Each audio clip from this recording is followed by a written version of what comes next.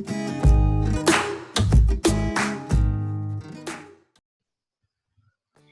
my name is Diana and I'm a biotech student from University Malaysia Sabah.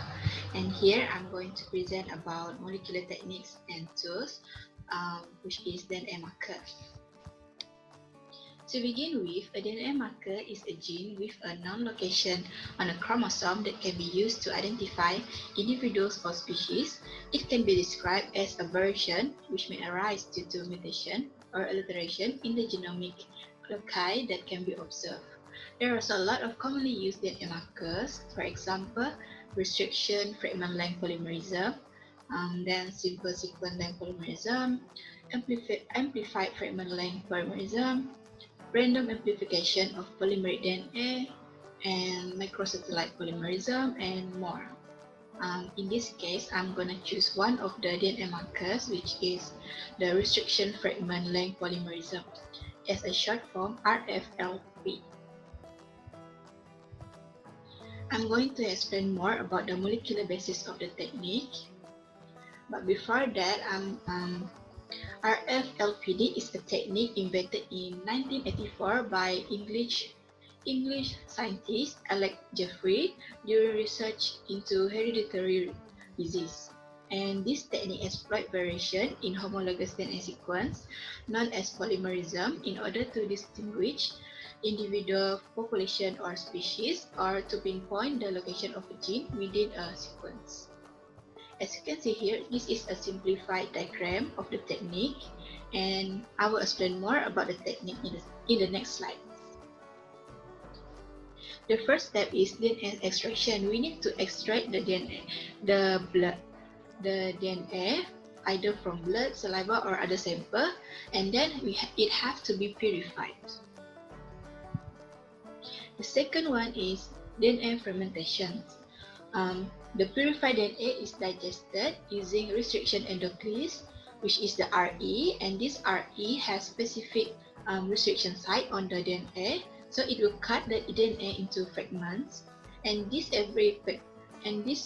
fragments will have different sizes that will be generated along with the specific desired fragments. And the third step is gel electrophoresis. These digested fragments will be run on the polyacrylamide gel electrophoresis, or we can use agarose gel electrophoresis to separate the fragments on the basis of length or size or molecular weight. When an electric is applied on the gel electrophoresis, the fragment will migrate toward the positive electrode, and the smaller fragments will move faster through the gel, leaving the larger one behind, so that the DNA samples will be separated into distinct bands on the gel. Furthermore, different sizes of fragments will form different bands. The next one is denaturation. The gel will be placed on the NaOH or sodium hydroxide solution for denaturation, so that there will be single-strand DNA formed. The next step is we need to use the Shortened blood procedure, which is the blotting. The single-stranded DNA that are obtained will be transferred into the charged membrane, which is the nitrocellulose paper, and this process called capillary blotting or electroblotting. The next step is baking and blocking. Baking means that the nitrocellulose paper will be transfer with DNA will be fixed by autoclaving.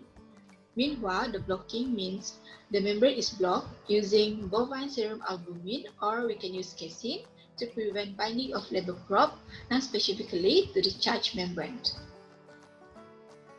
The last step is hybridization and visualization.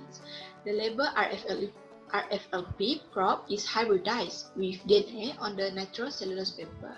Then the RFLPD probes will be complementary as well as labeled with radioactive isotopes, so they can form color band under the visualization by autoradiography.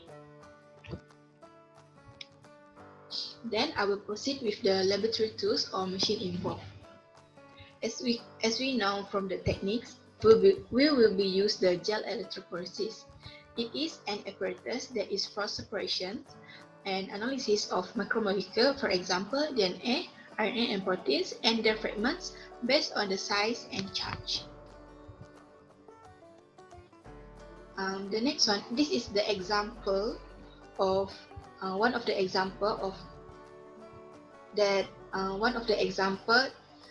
the research has been used the RFLPD techniques, which is the revised classification scheme of phytoplasmas based on RFLP, the analysis of 16S rRNA and ribosomal protein gene sequence. I will explain more detail after this. So the objective of the research is to develop comprehensive classification schemes based on RFLP analysis of phytoplasma 16S rDNA sequences that is phylogenetically valid. So these are the methods. We can see that the first method is they have to get the sources of phytoplasma strain. Then they need to look at the primer and PCR conditions. Next one is they have to do the analysis of phylogenetic, and then RFLP analysis of PCR product, and the last one is putative restriction sites analysis of 16S rDNA.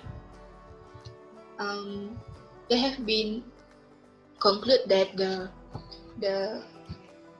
RFLP technique can identify the putative causal agents, can be now accurately identified and defined on the basis of phylogenetic criteria.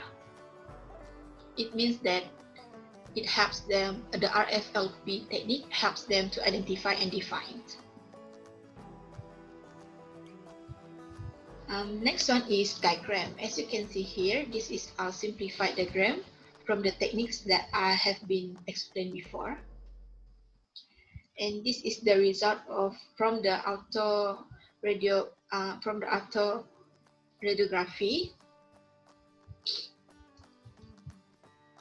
So as the conclusion, RFLP has been used for several genetic analysis applications since its inventions. However, the technique of RFLP analysis is slow because it requires a large amount of sample DNA, and we need to combine the process, which is the probe labeling, DNA fragmentations, electrophoresis, blotting, hybridization, washing, and autoradiography.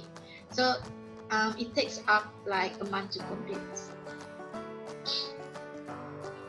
So these are the references. The references. And that's all from me. Thank you. And I want to say sorry if I have mistake or any problem from explaining.